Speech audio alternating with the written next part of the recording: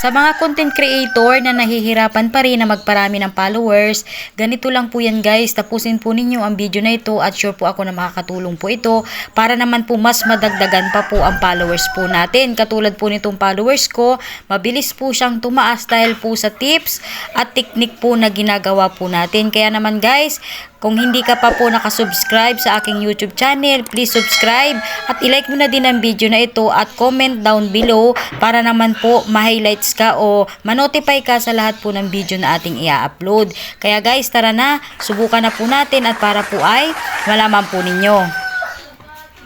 Okay guys, ito na po yon. Punta lang po kayo sa mga trending video po ninyo o mga reels video po ninyo. Hanapin po ninyo at i-click po ninyo itong like na nasa baba.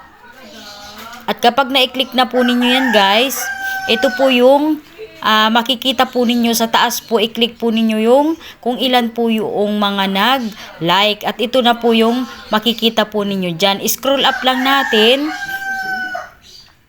At ito po yung makikita po ninyo dyan. Iba't iba po na nakalagay. Merong add friend at meron din po dyang nakalagay na invite. Ang gagawin po ninyo guys, i-click lang po ninyo yung invite. Kasi guys, kapag ini-click po ninyo yan, manonotify po sila na ini-invite po ninyo sila na i-follow po kayo sa inyong page or profile account. I-click nyo lang po yung invite kung ilan po yung nandyan. Ganyan po ang ginagawa ko guys, kasi yan po yung mga nanood ng video natin na hindi po nag-follow. Kumbaga po, pinanood lang yung video natin. Ayan. Ganyan lang guys ha, para mas madagdagan po ang followers po ninyo, gawin lang po ninyo yung tips na ibibigay ko po sa inyo na katulad po niyan.